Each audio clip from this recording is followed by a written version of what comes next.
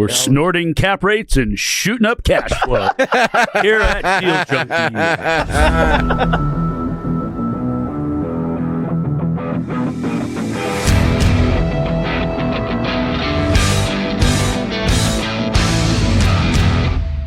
Welcome back to Deal Junkies.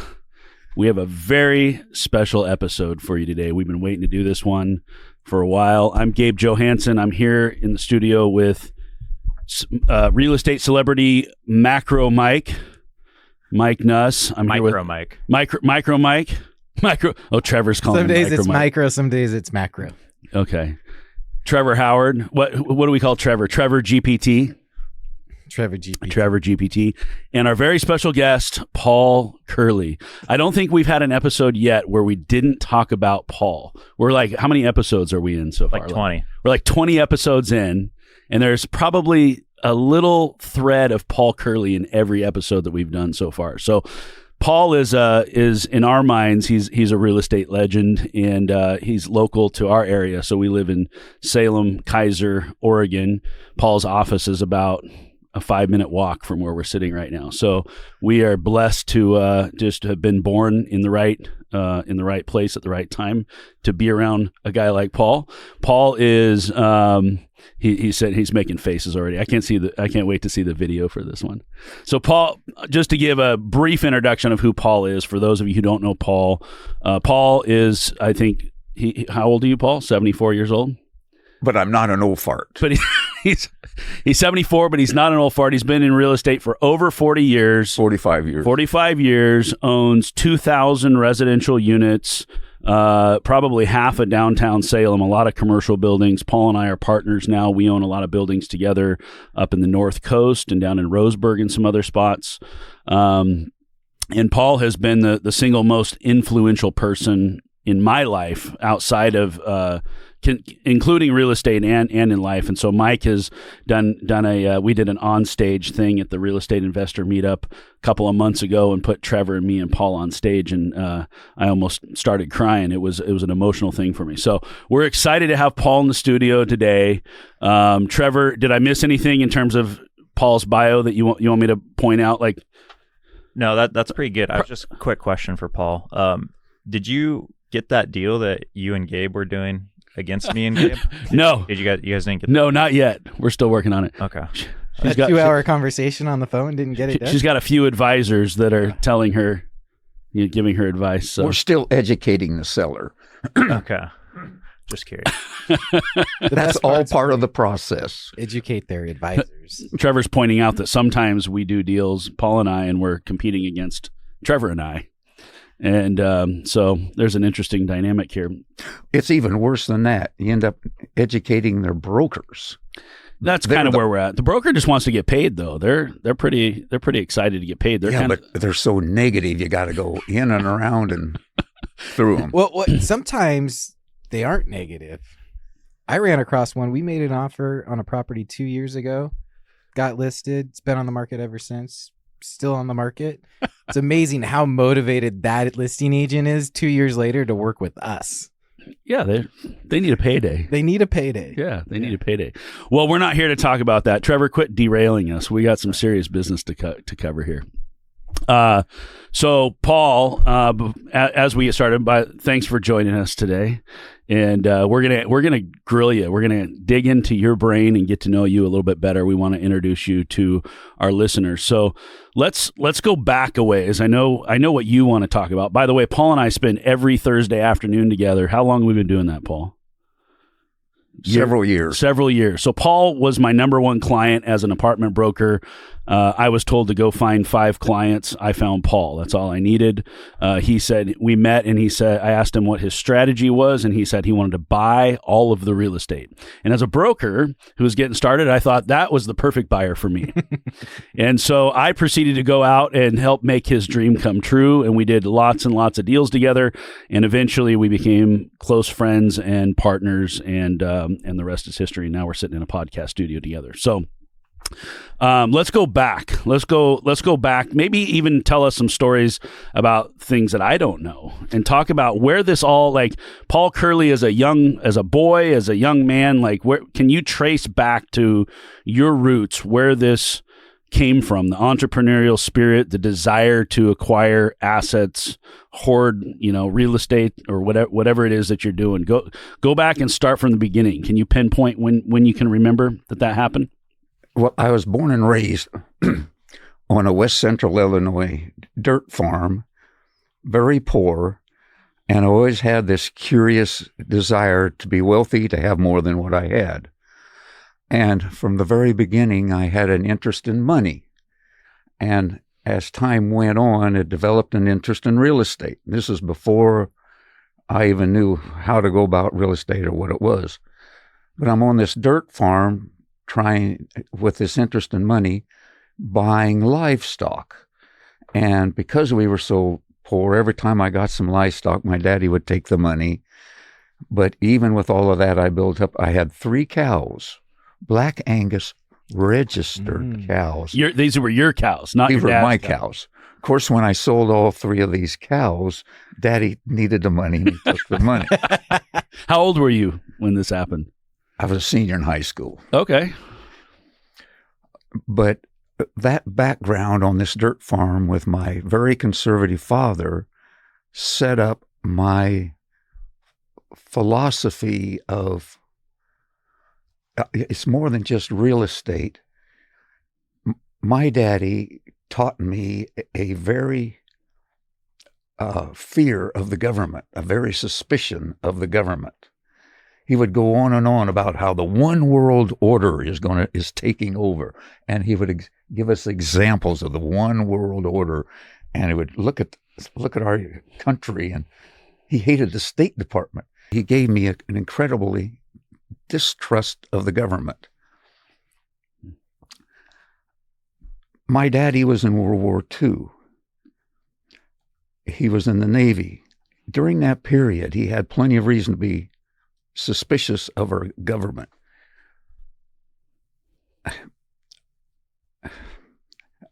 I've got all these thoughts in my head, and I'm trying to organize this so I can present this so it all fits together and makes sense.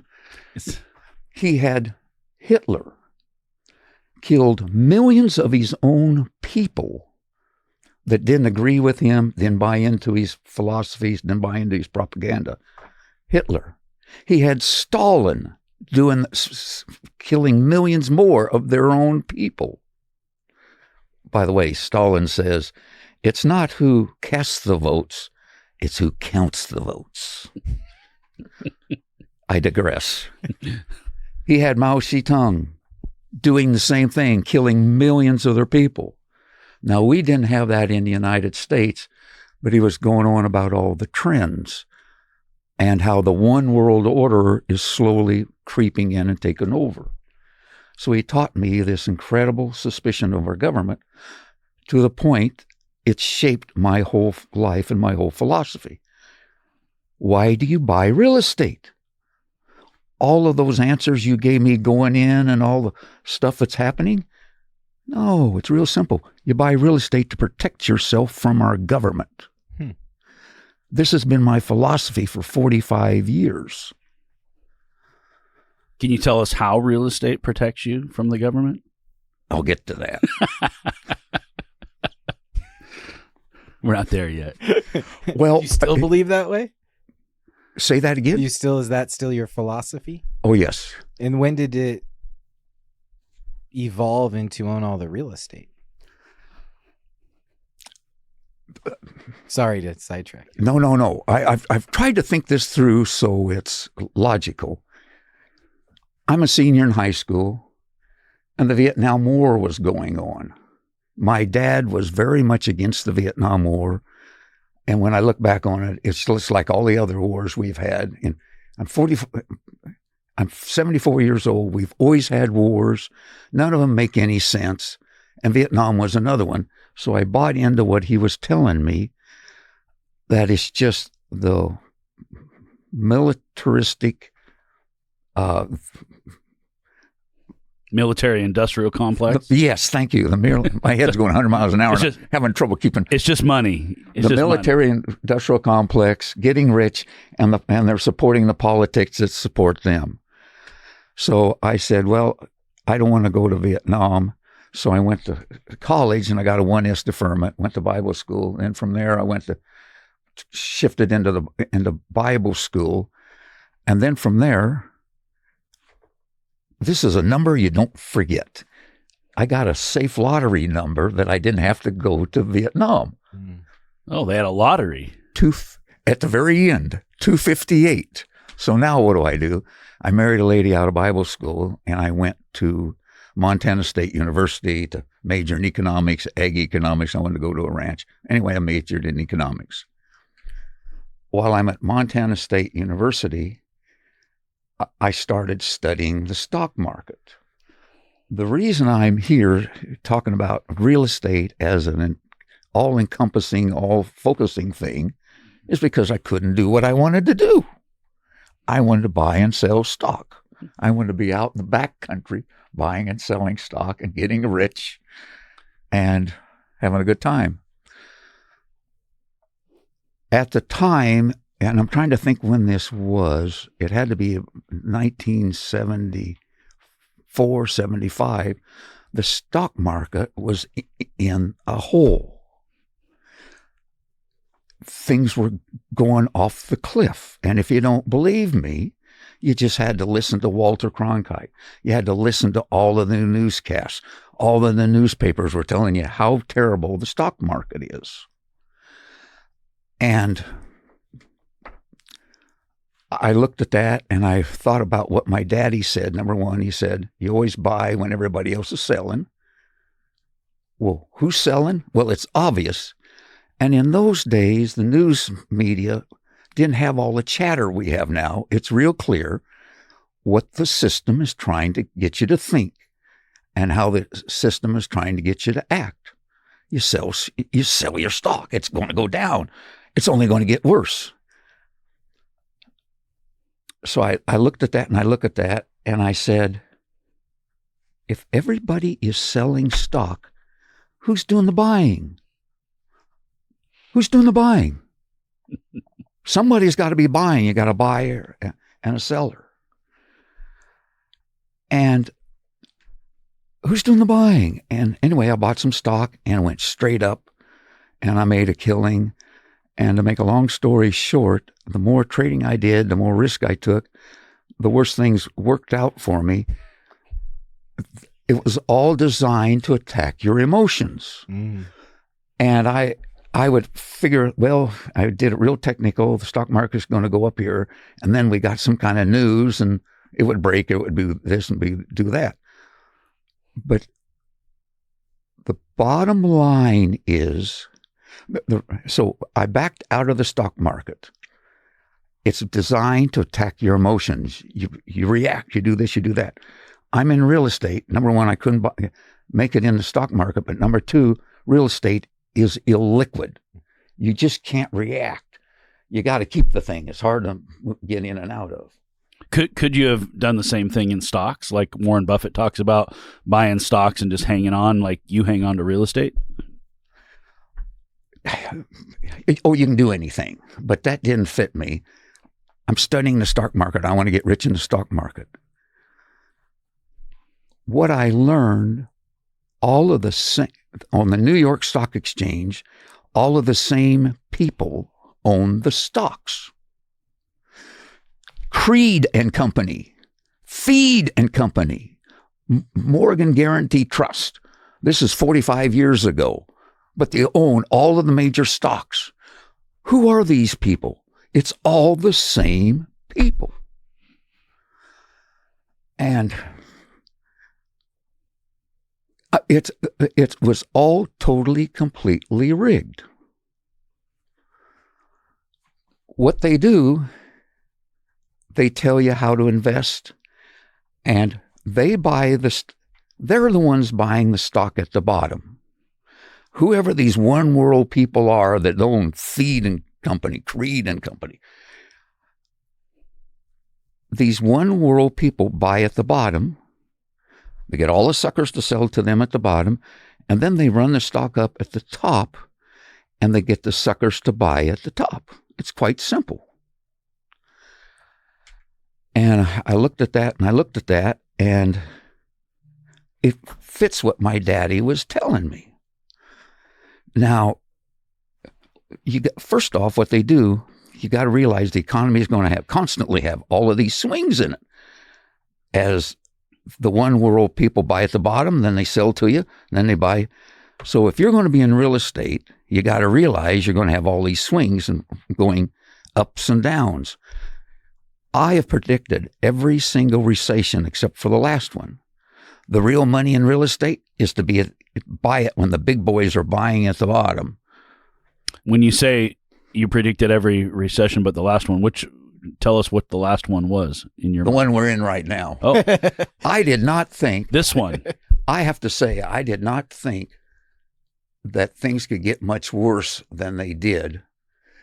And you can't tell me there's rhyme or reason to running the interest rate up as much as they did over a period of a year, other than to destabilize the system and Drive asset values down. yes. So Macro Mike might argue with you that we're not in a recession. Oh, no. Real estate wise, we're in a huge recession. But just as a country, we're not in a recession. I think that's based on the metrics they're giving us. There's definitely recessionary flags all over the place, but I would say that productivity is continuing to grow and outpace. So we don't have an expansion or a contraction. So I'm curious, what do you notice right now in your real estate portfolio that the recession is affecting you? You mentioned earlier off air, like rents going down or stabilizing. Like, what are all these things that you're noticing? Vacancies? Oh, yeah, it's typical. Only this one's lasted a little longer than most of them. But hey, I've been doing this for a long time, and I've had a lot of ups and downs, and it's all part of the cycle of whoever it is that does all this. So how does this compare to some of the other ones that you've faced? For me personally, it's a little worse because I got caught short. In 2018, I saw it coming, and I sold two of my crown jewels. And 2008, not 2018. Go back a little further. 08 crash is when you saw it coming. Well, it had an 8 on it. I think it was. 2008, the 2008 crash. You saw that one coming, and you sold a couple of your big properties and hid out for a while. I had I thought I was rich. I had $430,000 in my pocket, and I'm going to discipline myself and not do deals for 2 years. And that's basically what I did. And then I'm going to come out and get my name on everything I can. That's when I met Paul. 2012. Man, that was a great time to meet Paul. Well, I came out of the car business. We basically lost our car business during the recession. So everybody was starting over from ground zero. But just think of Paul. Was he ever like, you're on steroids of demand at that point? You're just ready to buy anything, right? Everything. 2 years off? Yeah. That I could. I only had limited funds, but yeah. Okay, first off, you got to understand the system is rigged, and you got to be prepared for the highs and the lows in the economy. The other thing the bastards do to you, when they tell you you will have nothing and you will be happy, they mean it. Do they tell you that? You have some bastard telling you you're going to have nothing and you'll like it? Or is this on the news cycle you're talking about? Or where? You know, you're supposed to be happy with Social Security. That's old fart welfare.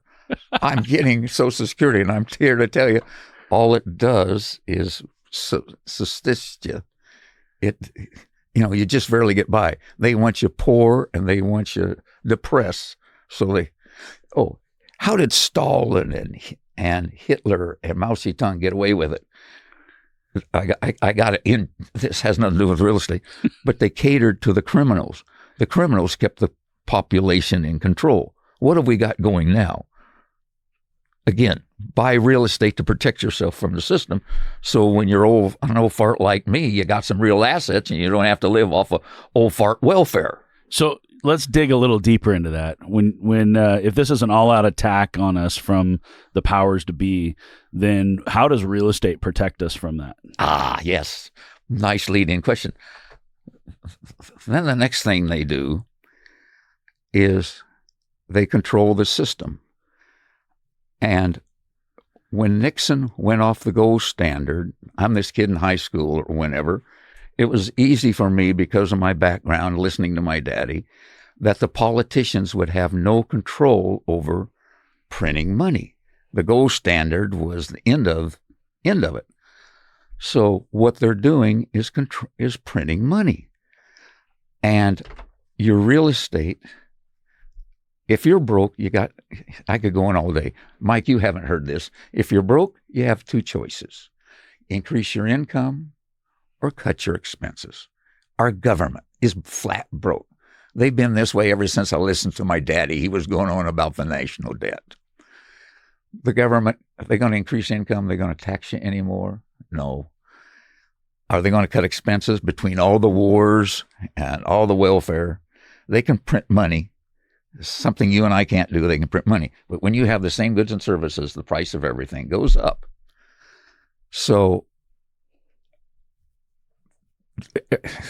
but things go up at different rates. The stuff that goes up the fastest is the tangible assets, gold, silver, real estate. The stuff that goes up the slowest is wages. So you need one way, you buy real estate to protect yourself from the bastards as they print money and inflate. That's why you buy real estate. World War I, Germany lost the war. You know that. And the Allies made Germany pay huge, massive sums, and Germany paid it. And the way they paid it, they printed money. And you had to go to the grocery store with a barrel full of money to buy groceries. And I studied Weimar Germany, the inflation of Weimar Germany, and all of the human misery. But even back then, I had this curious thing about real estate. How does all that inflation affect real estate? The guys that had real estate got rich. Everybody else was miserable, but the guys that had real estate, they got rich.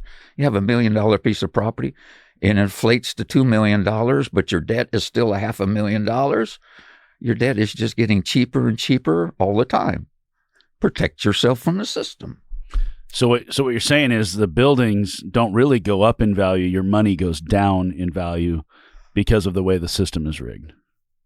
But everything inflates at a different level. So there is some inflation outside of just money deflating in value, right? Because I've heard that real estate is a really good one-to-one hedge against inflation. But I read a report the other day that residential real estate alone has outperformed normal inflation by 2.4x or something like that. And I think commercial real estate's got to be twice that. Well, and I love this thought process of things go up and down, or inflation affects different things at different times. I would love to hear your thought process on essentially monetary policies changed since 2008. And we've seen even more of that discrepancy in what's going up and how fast, when. I think assets are a really good example of that, where we're actually in a deflationary, disinflationary side of real estate right now, but we rode a huge inflationary cycle, even more so when goods and services were inflating for. So let me unpack that. Asset values, real estate specifically, saw huge increases in value due to low cost of money, whereas food, energy consumption, that saw an increase in inflation due to lack of productivity. And so some of it's financially driven, some of it's productivity driven. You know, I'm on this cattle ranch, and I just see these guys, when it comes to productivity and farming, are the best in the world. To me, it all comes down real simple. They're printing money, but they're printing more and more and more money. It's not like Weimar Germany, where we got runaway inflation, but they're printing more and more. And the problem with these little swings, they slow down the money getting put out into the system. To me, that's all that's happening. Mm-hmm. They're desperate to get World War III going right now. All the money they're sending to Ukraine, they're still printing money behind the scenes, but you don't see it settling into the system. Every recession I have ever been in, and I've been in a lot of them by now, when you hit the bottom and you come out of it, there comes a point where overnight real estate prices catch up with the money that's being printed, and overnight you have massive increases in prices. And everybody's so surprised and wondered how that happens. And it was obvious. It's been being in the works for a couple of years, just now hitting. Anyway, the point is, I don't get technical. All I know is they're printing money, and they're printing more and more of it. Because they have to, because they're not going to stop spending money. The warfare and welfare state that you're talking about that costs a lot of money to run, they don't have the money to do it, so they have to create those funds. All that makes sense? So all of those theories you have about this and about that, it's all ridiculous. It's all manipulated. It's all controlled. It's the same people. These one world people my daddy used to talk about, they don't even hide it anymore. So you think right now is a really good time to buy deals then? And you think we're about to launch, like slingshot out of this recession? Good God, is this going to be fun? But by the way, I have to say something. And I think I talked about this during my interview. Is I had two mentors in real estate growing up, and Brian, the guy who got me into real estate, and Paul, who became my number one client. And so every month I would meet with Paul, and then I'd go back to Brian. I'd meet with Brian, and Brian would say, "What's Paul say?" And Paul say, "What's Brian say?" And they had very different views on where things were going. And back then, Brian was more conservative, and he took an approach of like, "Hey, I think when units got to 75 a door or something like that, he said, okay, I'm done building my portfolio. I'm going to pay off what I got and go sail off into the sunset." And Paul said, "Nope, this is," Brian sort of saw that we were coming up, I think in 2015, that we were going to hit sort of a peak. And I went to Paul and I told him that, and Paul said, "Nope, he's wrong. This is just the beginning. The recession was so long and went so deep that coming out of this in 2015, we're just getting started." And so, they had differing opinions about stuff. Both of them were right about a lot of things and helped me a lot. But Paul's predictions always came true. And so you don't know who to believe when you're just getting started. You listen to a lot of people, you listen to a lot of things. And some of the things Paul says sound kind of crazy. And so, you listen to that and just go like, well, can that really be true? But everything Paul has ever told me was going to happen, happened. So with that, when you ask the question, where is real estate going and is this going to be fun? You called the last time when we had the last run up, you called that one. You're saying right now, you're calling the next run up. We're coming out of this current recession and we're going to have another run up. I have a real estate philosophy. Get your name. If you want to be rich and do all of this, get your name on real estate. Buy all the real estate you can. Why? The system is rigged. They're printing money like it's going out of style. What's that going to do to real estate? Just going to run the prices up. Don't even push for the last dollar. Just get your name on real estate. And with my philosophy, they said something about Bill Colson, holiday management. He was fearless. He would just buy. He was fearless. His philosophy was just do the deal. Well, if you look at it as rigged as I am and as totally controlled as I am, and they got this trajectory where they're trying to get all the money and all the real estate for themselves, and we're betting with the house, it's real simple. Just get your name on all the real estate you can. Just hang on and ride the ride with them. Can you do a bad deal? You can't do a bad deal if you're willing to hang on to it long enough.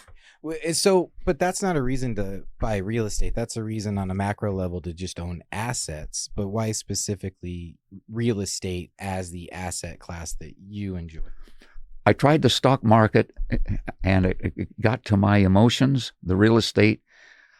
It's as simple as that. It's slow and you can't hit the sell button when you're emotional. It's that simple.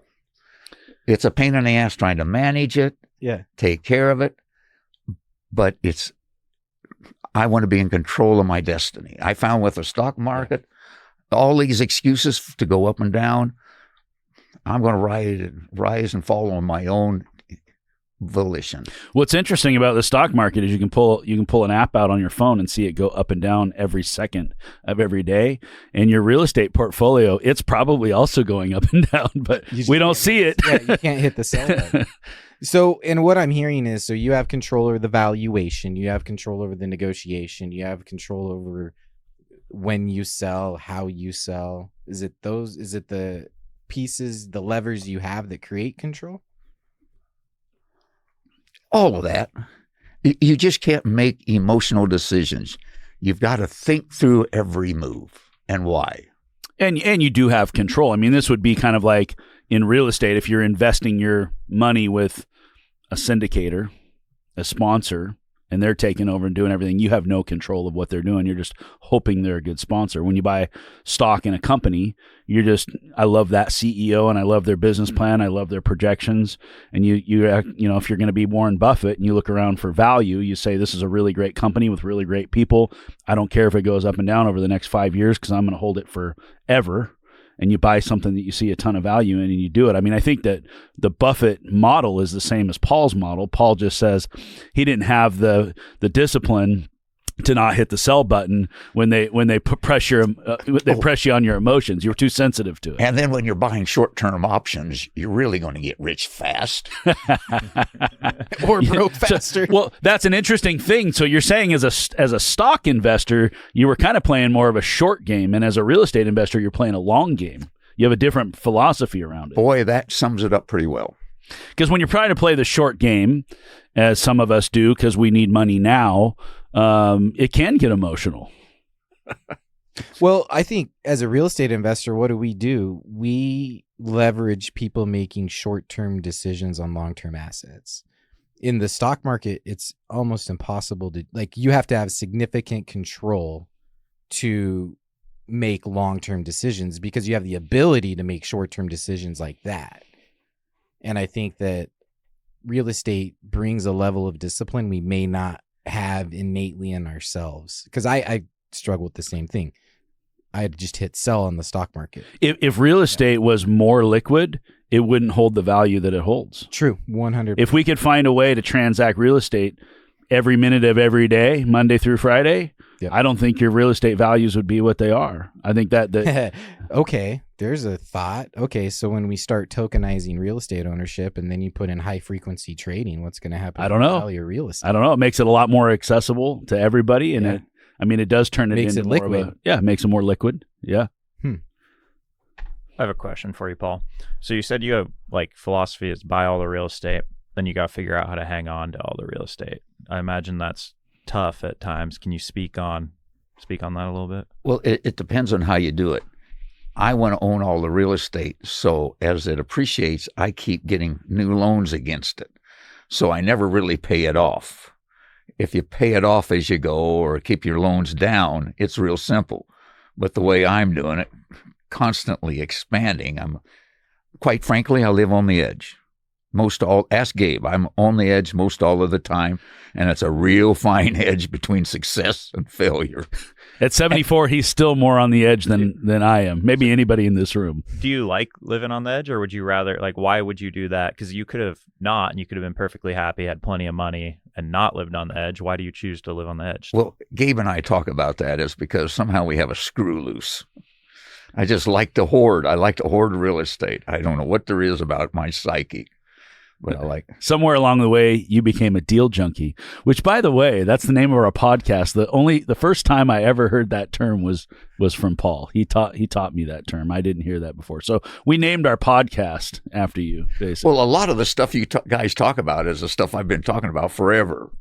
So going back to Trevor's question, in a time where it's more difficult to hang on, and there's an acronym for that, HODL. Hang on for dear life. They use it in crypto, but it means more in real estate. It's not hard to hold on to crypto. It's hard to hold on to real estate. Do you focus on increasing your income, or do you focus on limiting your expenses? All of it. Both. And how do you do that? One step at a time, $1 at a time. And when you're in trouble, every little thing helps. Just good, careful management. I don't know if that answers your question, but that's all you can do when you're in trouble. So do you expand and buy more properties to create more income, or do you contract and focus on what you have to limit expenses? Well, funny, I was just talking about that. I'm always living on the edge, and I've always grown out of it. There's twice in my career that I couldn't grow out of it, that I had to sell and contract a little bit. And right now is one of them. If I'd have seen this coming and been a little smarter and a little more proactive ahead of this, I would start buying and growing out of it again. But right now, I can't get my name as much as I want to. But I've always grown out of it. So, but you're growing, you're just not growing the pace you want to? Well, no, I am contracting. You are contracting. Yeah. But I think there's something that we need to talk about. We haven't gone through Paul's entire investment cycle and life cycle yet. So when COVID hit in 2020, Paul found a show that we all got really interested in called Yellowstone. Have you watched Yellowstone? Yeah. And Paul decided that he was going to become a cattle rancher. So going back to your roots, you talked about being a kid, growing up on a dirt farm. You're a poor farmer kid. Your dad hates the government. You want to make some money. You finally get 3 cows. You sell them, and your dad has to borrow the money from you, which I'm interested to know if he ever paid you back, but we can talk about that. Never paid you back. Okay. That's why I'm working so hard to make up for lost time. So you go through, going back to your story, you went to Bible school, you got married, you got out, you went to Montana, but you didn't tell the story about how you became a lawyer and how you became a real estate attorney. Because that was the next step for you, as you actually, or you worked for the Department of Revenue at one point. Like, you have some history in your career that's a little different than most real estate investors. Well, and it helps build my base. So where'd you go from Montana? You came to Salem? Came to Salem and went to law school. At Willamette? Right. So you became a lawyer. Yes. Is this before Department of Revenue or after Department? I couldn't find a job, and so the Department of Revenue was hiring, and I went in there and I audited income taxes, and I hated it. And they fired me after a year because they said I was too taxpayer oriented. Yeah. You're not the hall monitor they wanted. What makes a young man who grew up with a daddy hating the government want to go work for the government? What enticed you to go do that? I never once in my life thought I might want to go audit tax returns. It was meant to be. I learned so much about the system that now that I'm out, some of the stuff we've talked about tax-wise, I'm comfortable with it all. So it worked out, but what I'm asking is, what led you to that? Is this a divine intervention moment, or did you think, I want to go work for the Department of Revenue so I can learn some of these things about taxes? Practicing law was real hard because we had a law factory in Salem, a law factory in Eugene and Portland, and we had the state of Oregon, lawyers everywhere. And my wife worked for the state, and I couldn't move, and going out and practicing on my own just seemed to be insurmountable. So this came up, and it was a chance to learn more about tax law. So you were intrigued. You actually wanted to do the job. Well, I was intrigued. Okay. Never thought of it that way, but so you went in, they fired you because you were intrigued, but you sucked at it. So they fired you. Did you tell them that your daddy hated the government when they hired you? No, but some of those people just love to jam taxpayers. It was interesting. Were you a plant? I feel like you were a plant in there for other like the one world order puts you in there to be favorable to the taxpayer, and then you could learn the things and the little nuances to use that as a benefit later down the road. It's actually, and then the lawyer part of it all, this all actually makes a lot of sense. So you became a lawyer after this? Yeah, I hung my shingle out, and I don't know my way around. I don't know people. I don't have any clientele, so I lived off of my wife. You know what the worst part of living off your wife, who's making more money than you are? What the worst part of that is? They don't make enough more money than you are. So you'd be okay with a sugar mama if she was rich enough, is what you're saying? Well, I had one for a while. All right. But what I did, I used the real estate as a front to get into, I used the law as a front to get into real estate. And actually, that worked out pretty well. So what I did, I encountered a guy that knew a bunch of doctors, and I sat down with him and talked to him about partnering up and buying real estate. And he brought in a couple of surgeons. One surgeon back in those, 45 years ago, was making $1 million a year. Wow. What kind of money would he be making now? And so I bought some apartments with and through these guys. And these guys had an interesting relationship. I think they were all bisexual. You can't make this shit up. And I learned to stay away from them or I'd get caught in a hot tub. That happened to me once. I don't know if we want to talk about your hot tub experiences on the this is a real estate podcast, Paul. We'll do that after this episode. The point being, I made a lot of money for those guys and they didn't really appreciate it. And all they wanted to do was prey on you and me and each other, apparently. So like golden handcuffs? That I swore off having partners. So how'd you know what a deal was? How'd you pick a deal with them? You didn't know anything about real estate and you just went and bought an apartment complex? Back in those days, I analyzed it from beginning to end. I did create it. You built a Trevor model. I created an Excel spreadsheet and I filled it out and studied it. Did they have Excel back then? I'm an old fart, but I'm not that old. But what I found when I went out on my own and I swore off on partnerships, I quit doing all the analysis. I had a gut reaction. I would look at a project and if it fit, I would just do it. Don't forget, the system's rigged and they're printing money, so how can I go wrong long term? So you said you wanted to be in stocks, but you couldn't do it because you were too emotional for it. So who told you or how did you arrive at the conclusion that it was going to be real estate instead? I had this curious yearning for real estate. You just wanted it. Instinct. You had the instinct for it. Yeah. Okay. So you become a lawyer and you say, I'm a lawyer and I'm going to use this. And I'm a real estate lawyer. Oh, a real estate lawyer. Wow. That's fancy. So you're a real estate lawyer. Were you a good real estate lawyer? Did you like it? I love the real estate part. The trial part, I didn't enjoy. I'm not a very good poker player. So like you're talking about arguing in court. You didn't like that? You just want to go do deals. The first time I had a trial, and it was my cross-examination that made my client pay 3 times more for this goddamn dog than they would have had to. That was a lot. For a dog? Wow. Well, it was a dog running my client's sheep and killing my client's sheep. Oh, and on a farm. And they were trying to say he was trigger happy. So I related to the case. Shot the dog killing the sheep. Yeah, they shot the dog killing the sheep, and it turned out to be a big, fancy, expensive dog that was worth 3 times what they were.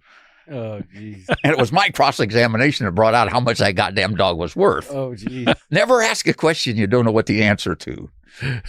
Unless you're Abraham Lincoln. If you're a trial attorney, you're saying. Only ask the questions you know the answers to. All right. So you're an attorney, you're a real estate attorney, you're drawn to real estate, you love the real estate part, and this gets you into deals and you start studying. Back in those days, you didn't have YouTube and podcasts to listen to, you didn't have gurus and investor meetups. So you're all by yourself, you have this instinct to buy real estate. How did you start? Like, what was there a book you read? Was there somebody you talked to that helped you get going? What really helped was these couple of partners, these doctor partners, and then from there, when I was in a situation with them for a couple of years. One partner sued the other partner, and brought me into it. And when that was all over with, I just moved on. I don't want any more of these. But no, just study reasonable deals and just do them. So you're saying that you've got these strange partners that corner you in a hot tub and then sue each other, and somehow that is the impetus to your real estate empire. That's all you needed. Well, no, that was the impetus to me not having partners. Oh, I see. Okay. This still doesn't answer the question, though. It's just I still want to buy real estate, just not with partners. Right. Oh, so they did you a favor. Yes. And you never had partners again? Well, Tell me. What has happened, Gabe has taught me that the right partner, the wrong partner can be about as miserable as you can be. The right partner can be magical. And we just feed off of each other. Talking to Gabe's like talking to myself. It took you 30 years to learn that lesson? It did. Wow. Lone wolf? I'm a slow... He is a lone wolf. Yeah, and that's not a slow learning. That's just your style. Yeah. You just didn't, especially if you're raised to not trust people. Takes a while to get past You know what? That's true. I'm a big fish in a small pond. Yeah. You're the biggest fish in our little pond.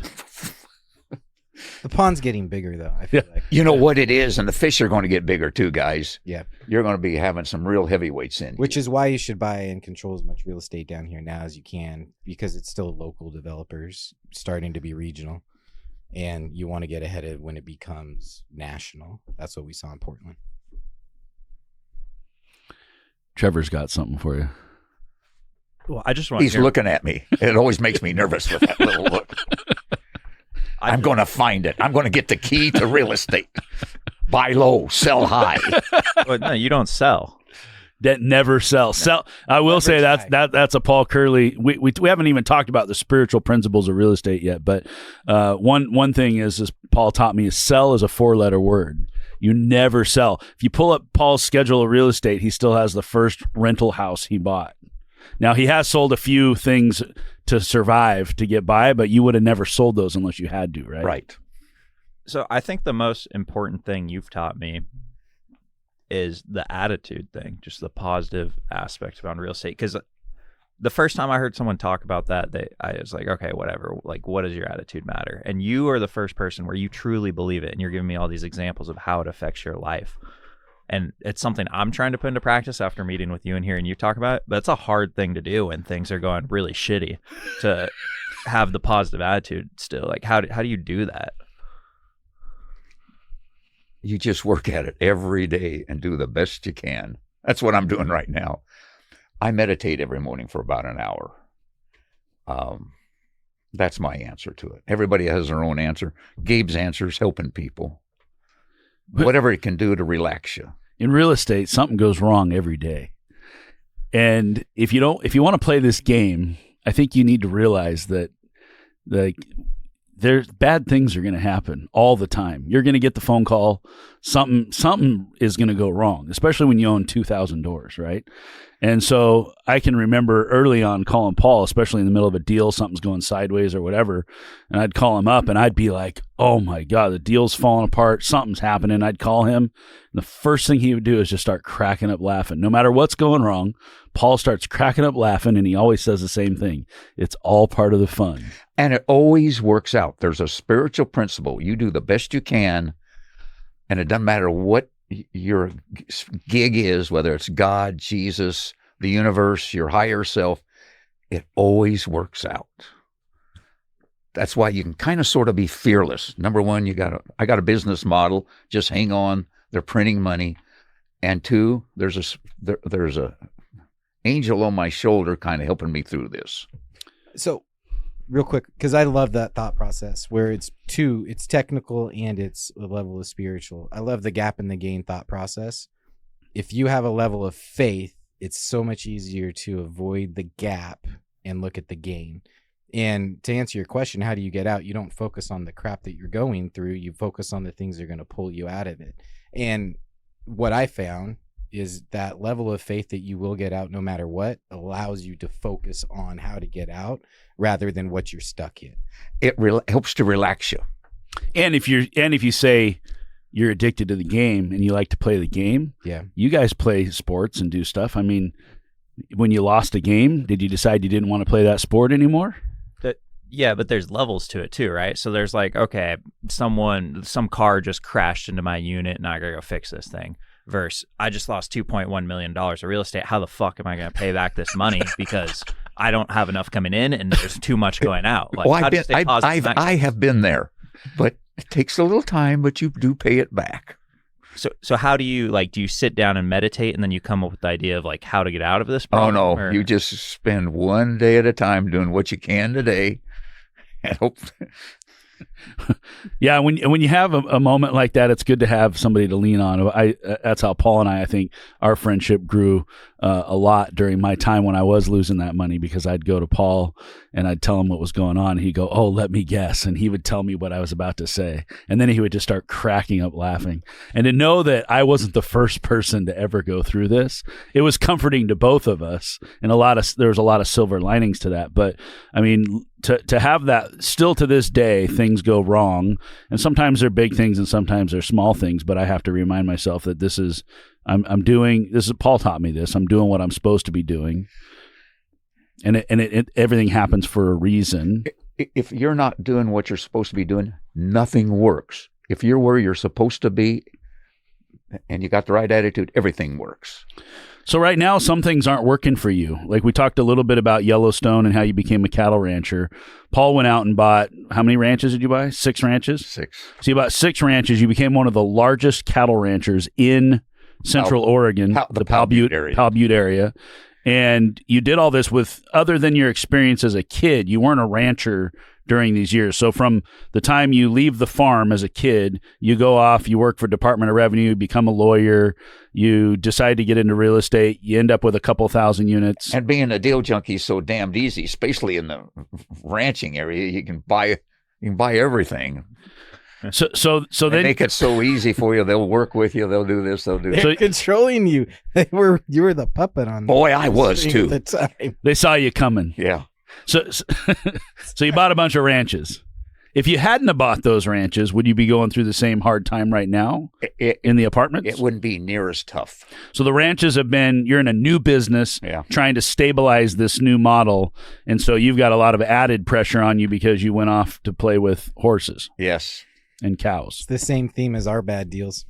Except, so you got out of your lane a little bit. Yeah. But you kind of went back to a lane you started in. I'm having a lot of fun. So you love it. I can, if I could go full circle again, my ranch manager called me yesterday and he said, all the gloom and doom at the sale barn. And I'm thinking to myself, the system is directing those guys how to think.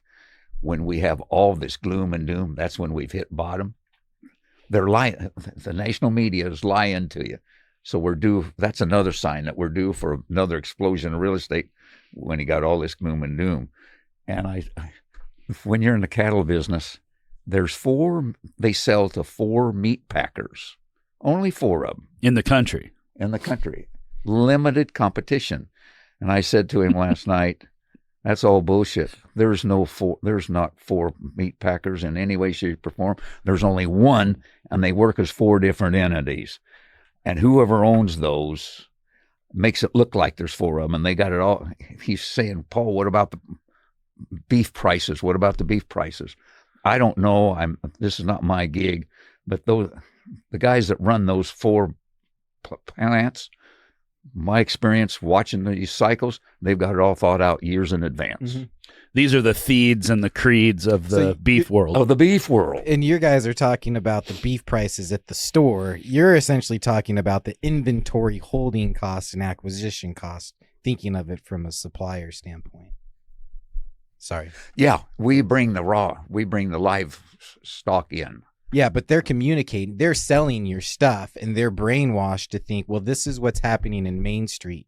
And what you're saying is, I don't care what's happening on Main Street. I want to know what's happening at the macro level. Yes. To make my decision. So I want to know on a long-term decision time frame. I don't want to make it on that short-term decision time frame. More emotional reactions. Yes.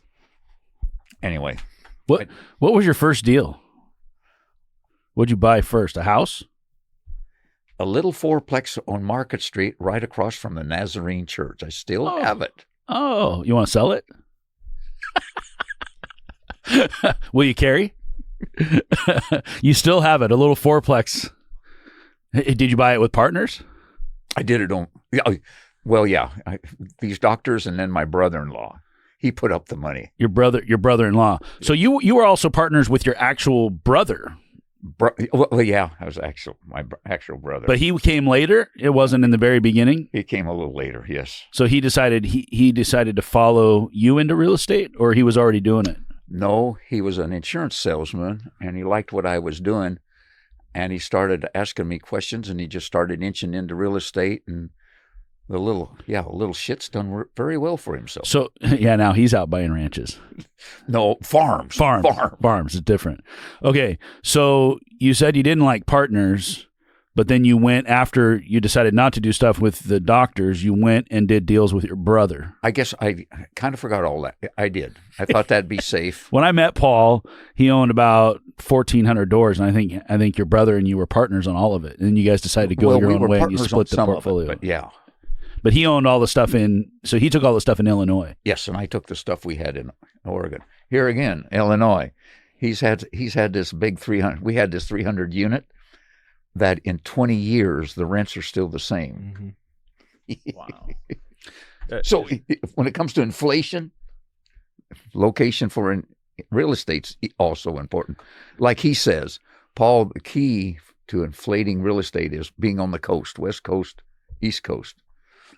So that's because that's where the people are at. But if we go back to the original thought of the government's out to get us, they're printing money, welfare, warfare state, I always say that they can print money faster than we can print buildings. But you're saying that real estate inflates at a different pace across different states and different areas. So if you've got a building that never went up in value over 20 years, somehow the inflationary effect of money creation didn't hit that building in Illinois. But it made up on it on the coast. So yeah. So how is you buy economic deals? They got to. Yeah, it's supply and demand.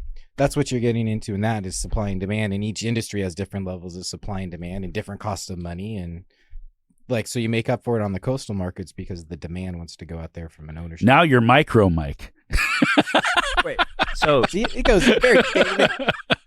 the rent. How much did it actually go up? It didn't go up zero over 20 years, right? Or you mean it actually went up?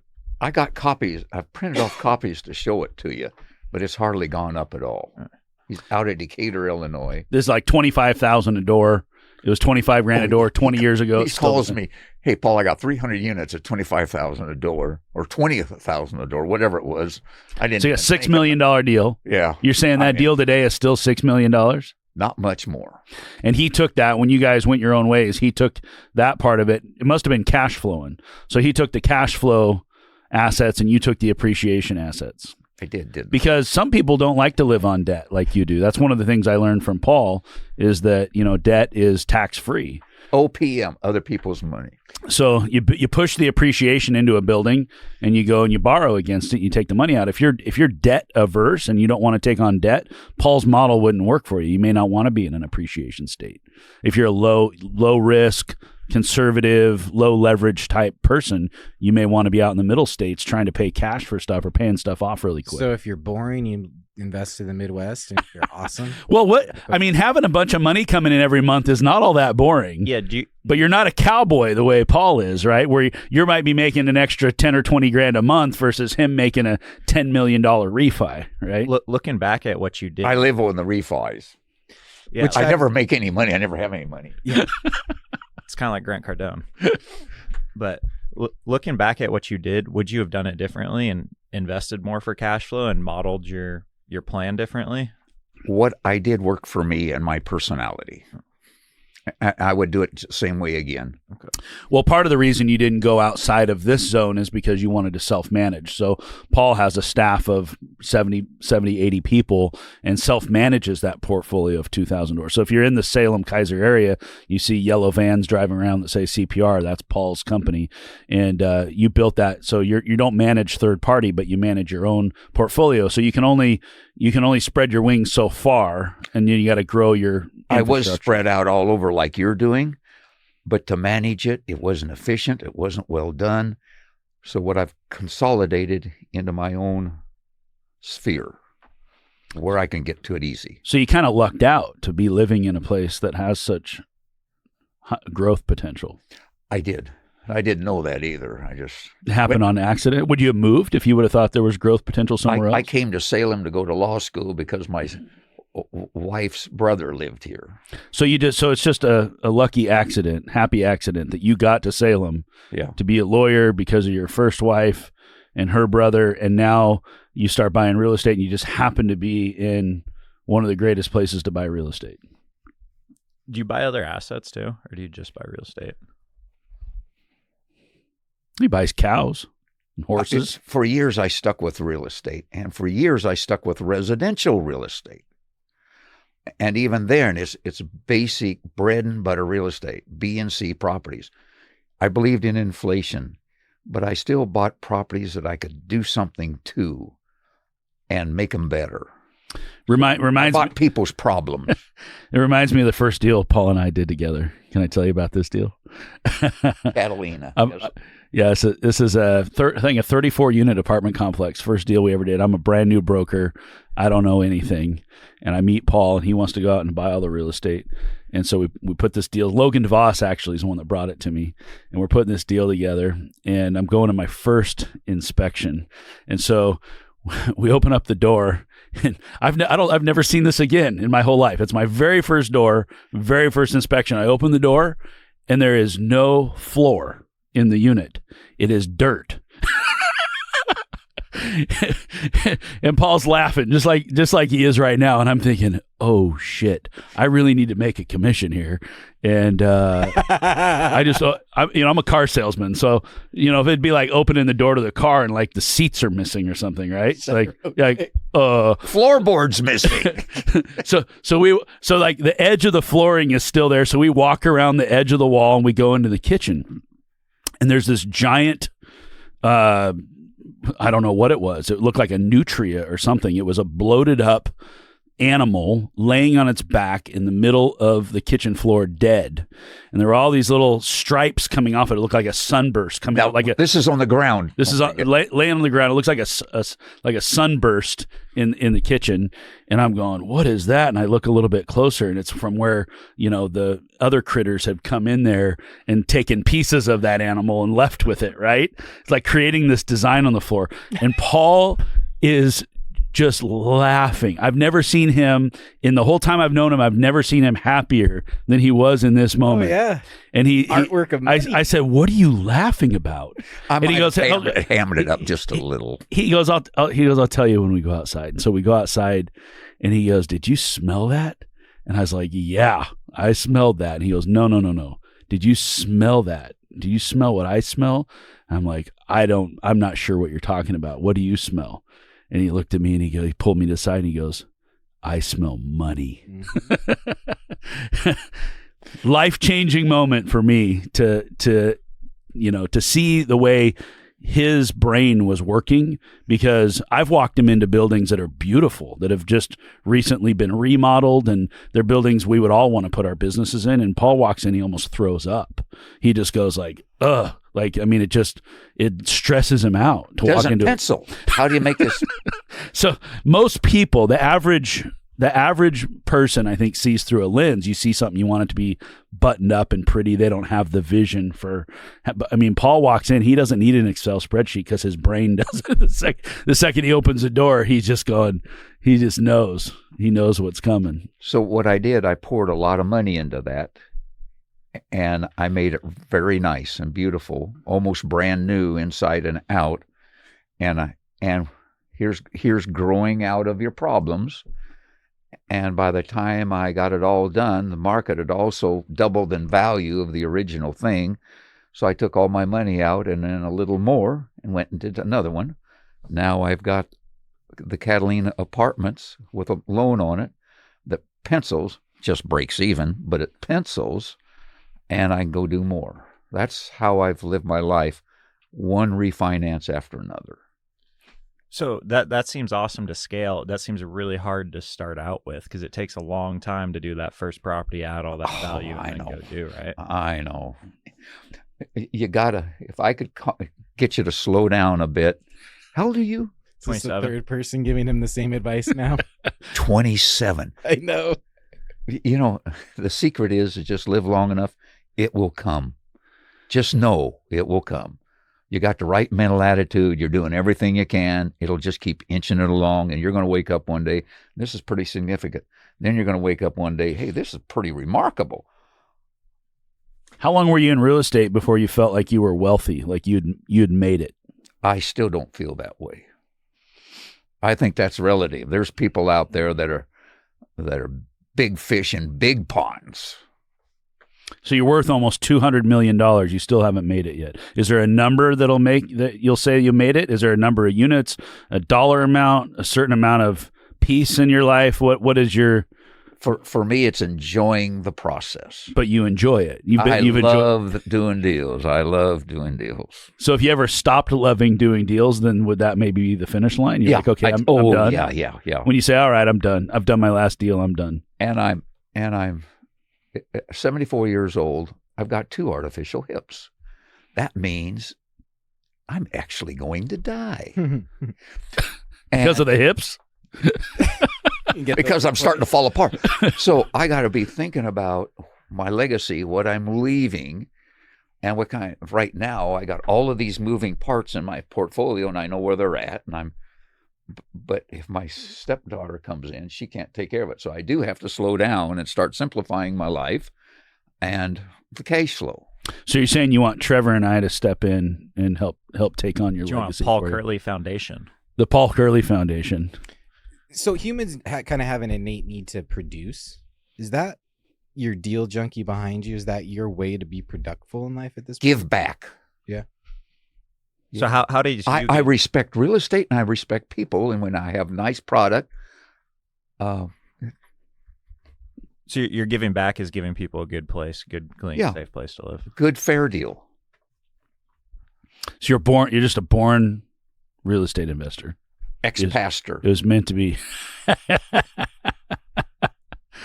Well, actually, I was born to be a real estate investor, not a stock investor, but a real estate investor. Well, we're going to come back and do a little sub episode to this, but I want to just say one thing that I've learned from Paul, or the spiritual principles of real estate. When we sit and talk on Thursdays, we probably 90% of what we talk about isn't even real estate. It's real estate related, but it's not directly talking about real estate. We're not sitting down doing spreadsheets and talking about deals. We're talking about getting our head right.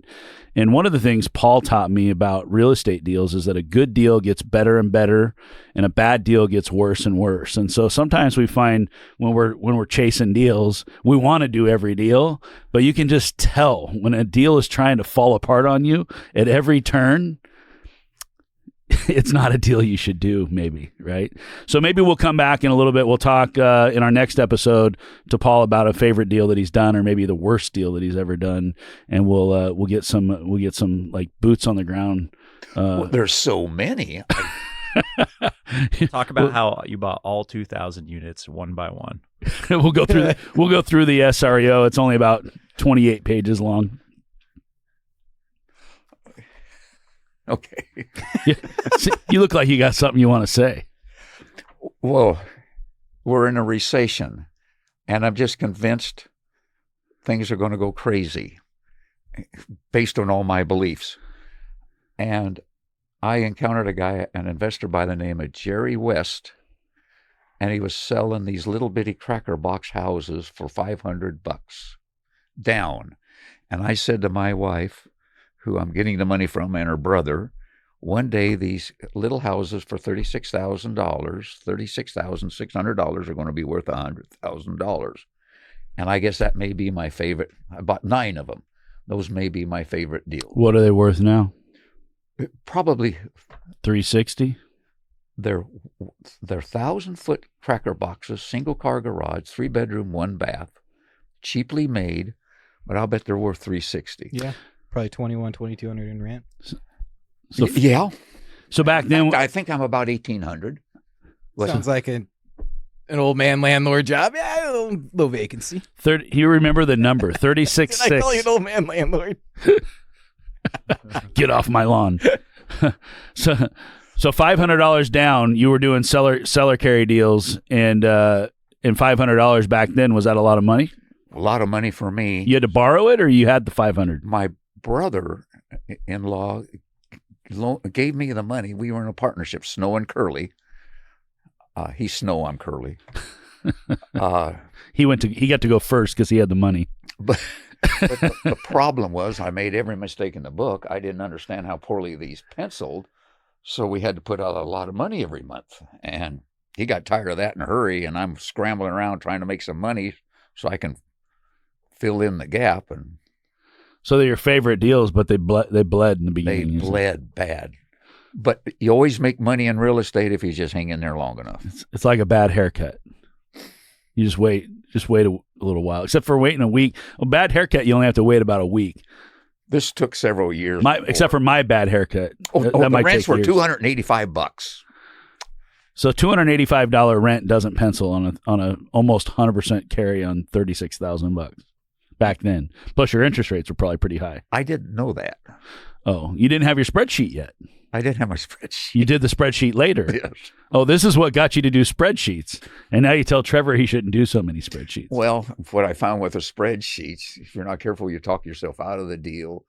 But there comes a point where you just quit doing the spreadsheets and you just use your gut. And in my book, it's a spectrum. You've got guardrails. You hit one, you swing back to the other one, and you're still trying to, equilibrium's a fallacy. You're just somewhere in there. Well, when you've done hundreds of deals, you've probably done every kind of deal you can do. Yeah. And so when you look at a deal, you go, oh, it's like this good one I did versus like this bad one I did. Something relative to compare it to. Yeah. That's super helpful. Super helpful. You don't really need the spreadsheet anymore. Yeah. Then you realize, I didn't do that deal for that deal. I did that deal to learn the lesson. So this next one was... Yeah, we're buying a deal now, and I asked for the inspection report, and the only thing I cared about, I said, is there galvanized plumbing? I wouldn't have known that if Trevor and I bought a building and it had galvanized plumbing and all the crawl spaces were full of water, and the inspector just says, I can't get under there, it's full of water. Okay, fine, we bought it anyway. Well, then you go under there and you clear all the water out. Oh, we got a problem, we got plumbing problems, we got these problems. So now I don't read an inspection report and say, I don't care because the inspector couldn't get into the crawl, because then it's just one line, couldn't get in there. Now you go, oh, that's a problem. That's actually that's about the only thing I really wanted the inspector to do actually was crawl it, and he didn't. All I want is them to go in the crawl space in the attic. It's crawl space and attic. We can see everything else, right? Yeah. That's why Paul and I, we don't do professional inspections on the buildings we buy, because we think we know what we're getting into, and sometimes we get into a mess and we have to spend a lot of money. Adequate expenses and capital expenditures in your pro forma. But they're good deals. They just get better and better, right? In time. Except we just have the first few years. It's like you saying, Trevor, you got to hang on. It's like hopping on a wild stallion. You got to tame that stallion. So how important is your balance sheet to hanging on? It's key. At least when you're borrowing money, it's key. So it was hard in the beginning when you didn't have a balance sheet because you're trying to borrow money. That's where I came up with a philosophy. It's bullshit and mirrors, because I sure gave that to the banks.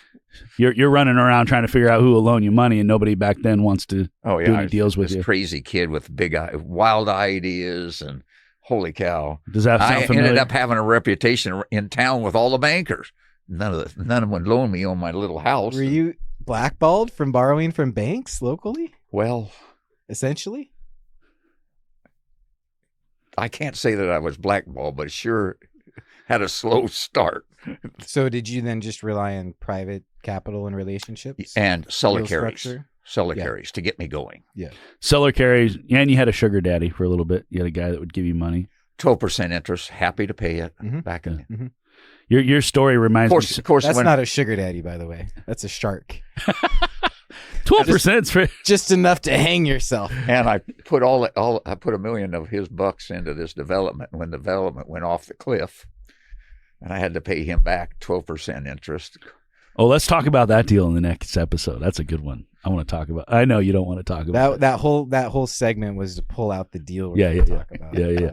Well, I love how your story lines up so much with Trevor's, because that's how I met Trevor. He was running around talking to banks, asking them how to borrow money, and they told him he was crazy. And then he finally talked to one that said to call me, and now we're sitting here and he's buying deals. So I suggest to you, you guys have all these analytical approaches. To me, there's two types of banks. There's income lenders, which don't loan on real estate because there's no income. Then there's asset lenders that loan on the asset of the real estate. Ooh, that's such a good distinction. To me, that simplifies it. Yeah. So you have equity lenders and you have cash flow. Very residential to commercial, really. I mean, a small commercial sometimes is still income driven, but once you get into bigger commercial deals, they're mostly driven on the asset's ability to repay. Especially Fannie Mae, these apartments, it's all asset lending. All right, we're gonna take a break, Paul. I mean, we can just keep going all day long. We sure love having you in here talking to us, giving us all this wisdom. All right, guys, thanks again for joining us on Deal Junkies. Listen to our follow-up episode where we're going to talk to Paul about, what are we talking about? Oh, we're talking about how you borrowed $1 million, went to a development, and everything went south, and then you had to pay everybody money back. This is our favorite kind of topic. He likes to get out of his lane. All right. Thanks for joining us, guys. See you next time.